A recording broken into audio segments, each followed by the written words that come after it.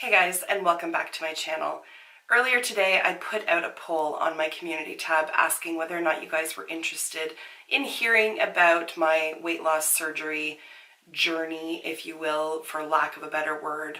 I am at not the very beginning stages, but I'm in the very early stages of it. And an overwhelming response was yes, that you did want to hear it. So that's what we're going to do today. I was going to do this as like a get ready with me, but clearly I'm already ready. So I'm going to clean brushes as I talk because I feel, honestly, I feel a little vulnerable just like staring at the camera. So I kind of need something to do to distract from what I'm saying, if that makes any amount of sense. So without further ado, let's just do this.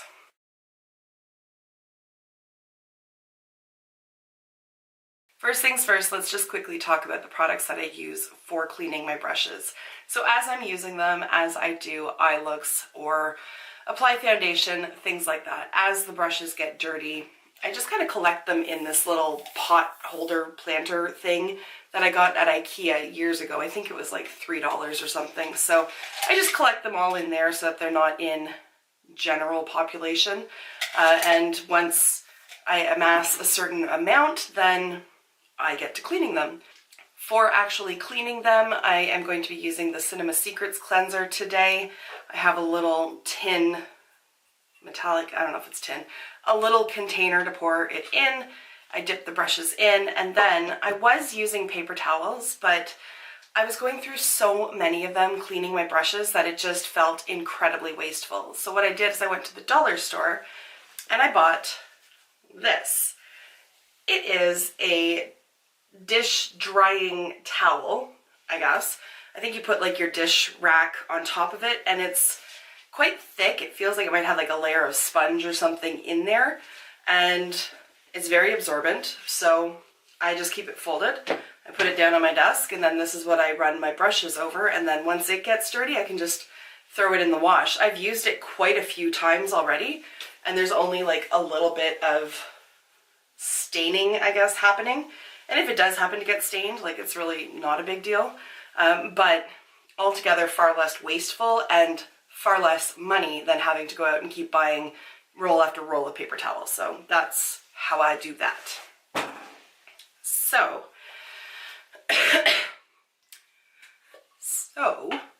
I did mention my plans to do weight loss surgery. Gosh, I feel like it was around Christmas time in a video sometime around then. And I don't think I've really talked about it much since, simply because nothing's really happened since. So, if you don't know, I live in Ontario, Canada, and we have universal health care and all that kind of good stuff. So it is a government-funded program. But you don't just like show up one day and say, hey, I think I'd like to have bariatric surgery, can you squeeze me in? There's a whole process to it. So I had to be referred, first of all. So I was referred by my endocrinologist. I don't have diabetes. I get very confused because every doctor that I see asks me, are you diabetic?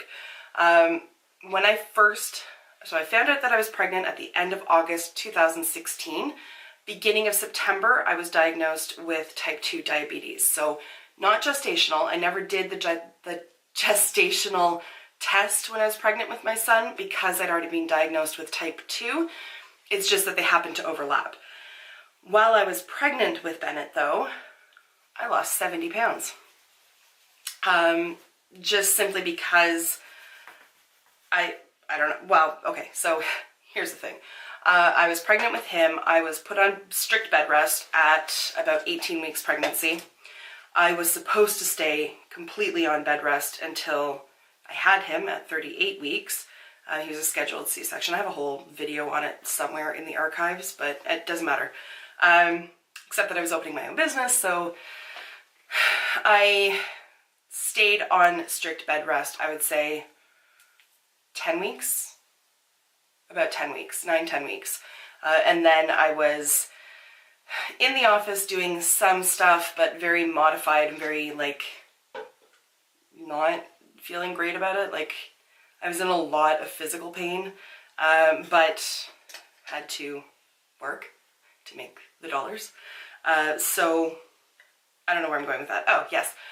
So I was on bed rest for a good amount of time, absolutely scared out of my tree, and could not move around, could not go out to get the crappy food.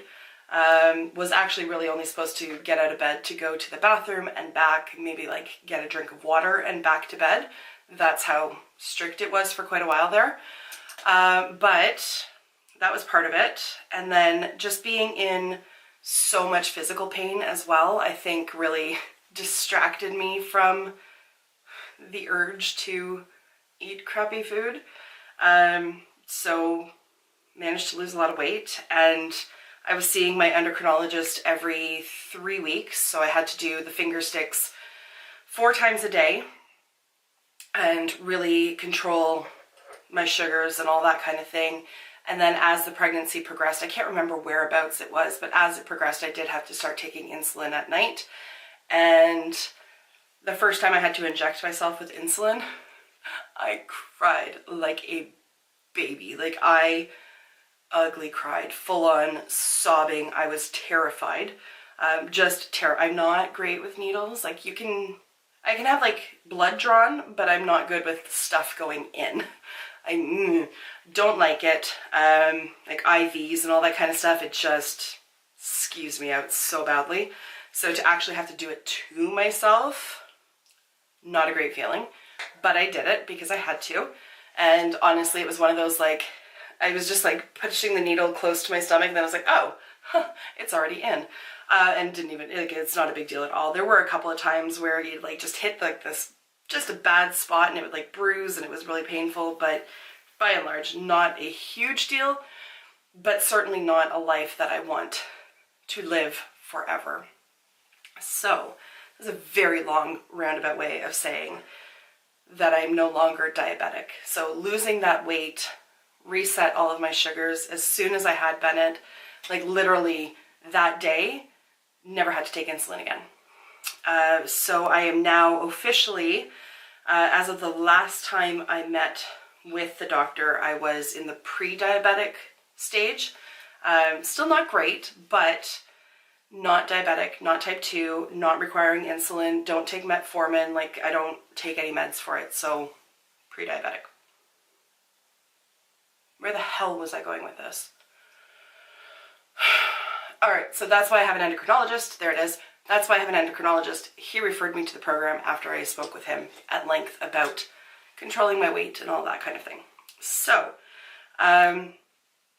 I had actually been in the program prior to having Bennett.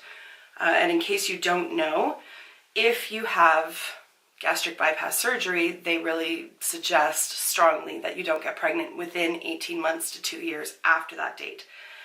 And so at the time that I was in the program, it was about 3 years ago. And so it was one of those, we'll see what happens first. Either I get pregnant because we were trying to have our second child, or I have the surgery and that decides the issue for us.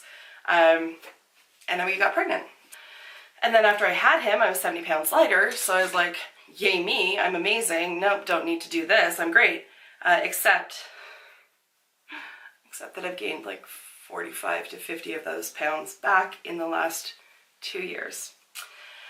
And I could do an entire video on how angry I am at myself for that.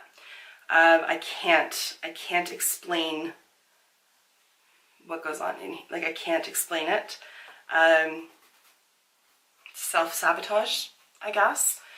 I don't know what it is, because I was so thrilled and so grateful, and I still had like another 80 to 90 pounds to lose after I had Bennett, but I just felt so free. Like, cleaned out all the like big sized clothing from my closet. I was going on walks. I felt alive, and then it slowly just dissolved. And I went right back to the same crappy habits as I had before. And then as I saw that scale going back up, I became very angry and discouraged and upset. And rather than translate that into I'm going to really knuckle down and work harder on this, I just kind of was like, well, fuck it. I've already gained however many. What does it matter? I don't deserve to lose weight, I guess. Like I said, I can't explain it. I really can't. I have struggled so hard in this whole process with accepting the fact that being overweight does not equate to being stupid. And I don't, honestly, it's the weirdest thing, because when I see somebody else who's overweight, I don't look at them and think, you're dumb. Like, you're dumb. What's wrong with you? I don't think that at all. But I say it to myself all the time. I am very mean to myself. Not always, but I have said very not nice things to myself for a very long time. Like, food and weight and eating have been a preoccupation of mine, God, at least since high school, possibly even more. I remember, and I'm jumping all over the place, and I hope you can connect the dots afterwards, but I'm sorry. I remember being, oh God, I was 8 or 9. I think 8? It doesn't, 8, 9, I was 9, doesn't matter, sorry. And in ballet. And the teacher would come around and would literally poke me in the stomach and would say, I can see everything that you've eaten because your tummy is hanging out. And I was not a big child. Like, I was not. And I look back on pictures of myself as a kid and even as a teenager. And as a teenager, I thought that there was like something wrong with me. And I look back and I'm like, what were you thinking? You were totally fine. But I think that is where it started. Like, I don't want to blame that, but that's where I first became self-conscious. Like, I first became aware of what my body looks like to other people.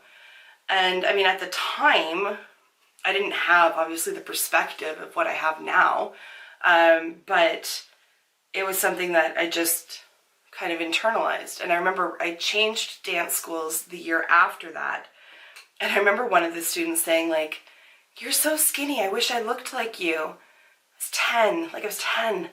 But I remember thinking to myself, I'm not skinny. My stomach hangs out. Like, I remember I internalized all that. And when I was 10, I also did modeling. So it wasn't just that I auditioned and modeled. It was like modeling classes. I think my parents just wanted me out of the house, to be honest. But at any rate, again, the instructor, not great for kids and self-esteem, she would tell us in every class, if you're a pinch over an inch, you're fat. And every day, like every class, and it was weekly, she would come around with her hand like that and slide it on our sides. And if she couldn't get her hand on our sides, it was driven home that we were too big. And yeah. So I think that's the nexus of it all. But at least that stuff did not help. So this is not just, you know, it's been a year or two and I've gained all this weight and I don't know what to do, so I'm going to have my internal structure reorganized. This has been a long time coming. This has been years of crash dieting, years of Weight Watchers, years of, well, pregnancy, where I do tend to lose weight when I'm pregnant. I lost 35 pounds with Aspen, lost 70 with Bennett. Can't explain that, but there it is. And that's just not a sustainable option. I can't just keep having babies. So this has been a long time coming. When my father was in very last stages of cancer, I basically stopped eating for about 2-3 months and lost a crap ton of weight. But I was extremely unhealthy. So I have made that decision that I am going to go forward with this surgery. And the surgery itself does not scare me, but everything after that does. The emotional side of it, the coping with the emotional eating side, because it is possible after you have the surgery to gain weight back. It's possible to stretch your new stomach pouch out. And it's possible that even if you don't stretch it, you just put crap food in and you make yourself sick and you gain weight. So I am terrified of that. I am absolutely terrified of the mental side of things. So where I'm at now, I went to the info session. So you have to do this mandatory 3-hour info session as the first step. So I was referred, I was accepted into the program, and then have to do this info session. They give you this gigantic booklet, which becomes your Bible. So in here, I'm not going to read it, but in here it's all information on how the surgery is performed, what you can expect, what the eating rules are afterwards, because it's very defined what you can have for the first 2 days, for the first week after, for the week after that. And there's 5 stages until you're back to just eating normal foods. And it's got a lot of information in here on support systems and the emotional side of things. And there's a lot of work pages as well. So this basically just goes with me to every appointment at the hospital. So it's my new Bible. So I got that. This past week, so as I'm filming this is Wednesday night. Probably won't go up until Thursday night or Friday morning is my guess, but at any rate, it's Wednesday today. So Monday of this week, I went to see the actual surgeon, and he was lovely. It was a different surgeon than I met last time. He explained the risks, he explained the process, he showed me the diagrams, all of that kind of thing, and really helped to put my mind at ease. I'm one of those people that I don't like the unknown. It causes me a lot of anxiety. I like to see what's going to happen, know the steps, and know what to expect. That's just how I operate. I imagine that's how a lot of people operate. And on Tuesday, I went back down to Toronto. I live about an hour away from Toronto. And met with the internist, who I believe he's like a cardiologist, but they call him an internist. So I don't know what the distinction is. But at any rate, I had an EKG done. And what else did I have done? Oh, they weighed me. That was it. And blood pressure. And the blood pressure cuff was like so tight. It was ridiculous. But at any rate, got it done. And it was a very sobering experience, because waiting in that waiting room, honestly, I really honestly think that I was the smallest one there. And I'm not small. I don't tend to show my body here on YouTube, and certainly not on Instagram either. There's probably a couple of pictures here and there of it, but by and large, I like just my face showing. I actually really like doing like the close-up of just like the eyeshadow on my eye, because then you can't see my double chins.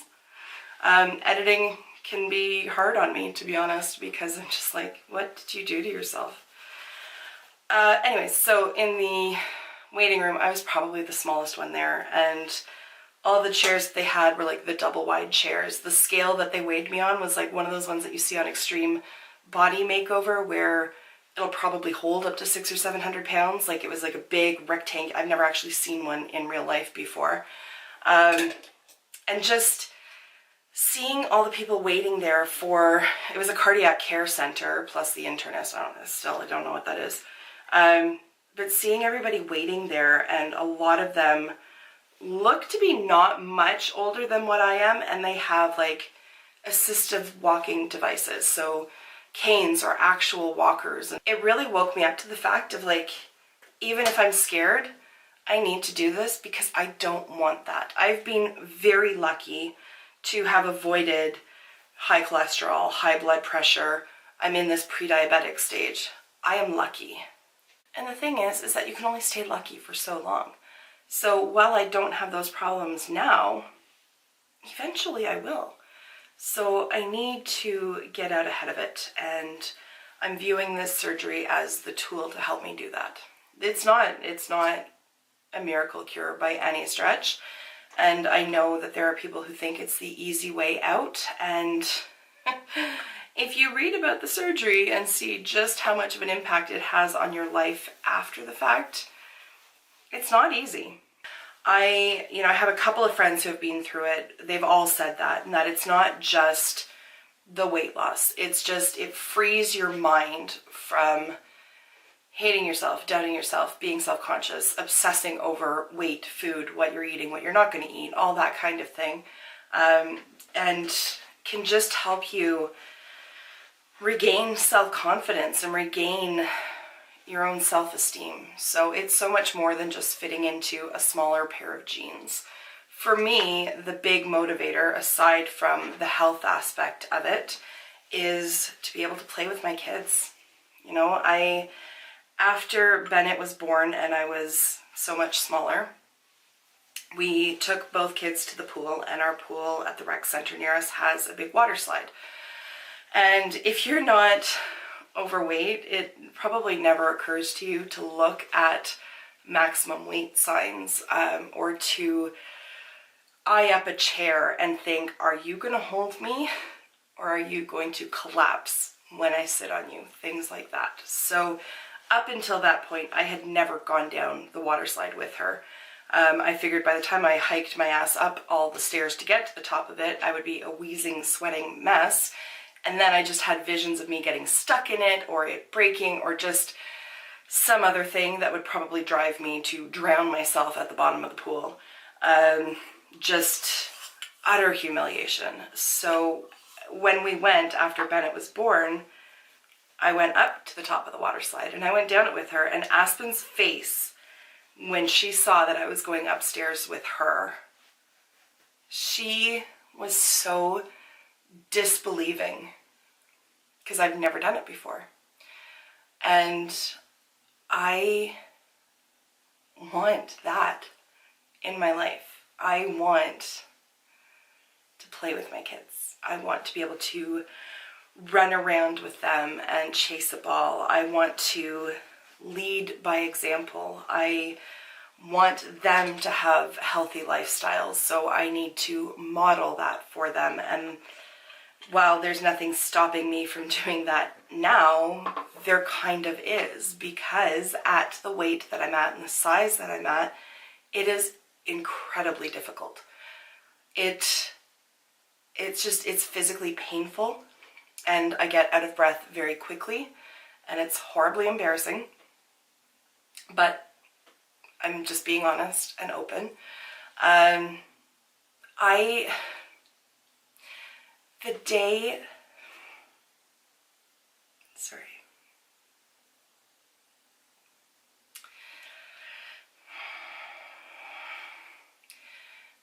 day that I can go down a slide with little Bennett on my lap,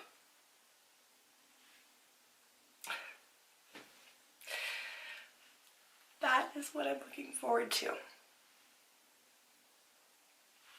I'm seeing more of those looks on Aspen's face of just disbelief that I'm doing these things with her.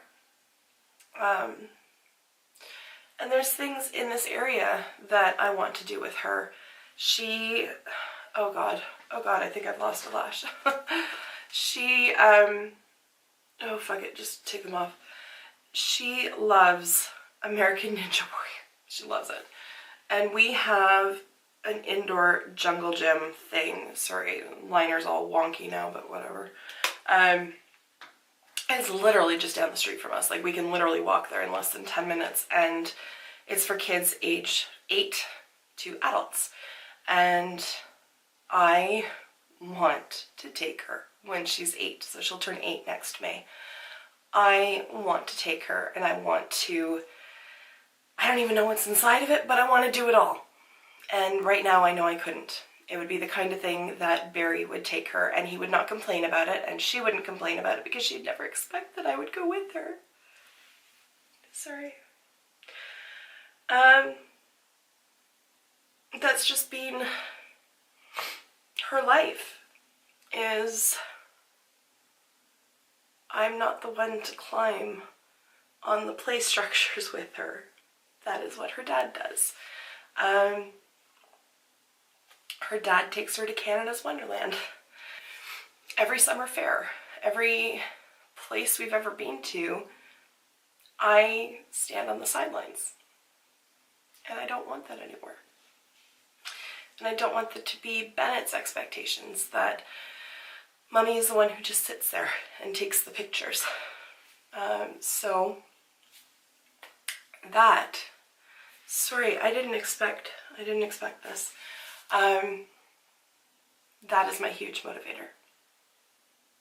So I will be keeping that in mind as I go forward with this. Next week, I go to the next stage. I meet with a nurse, a dietitian, and a social worker.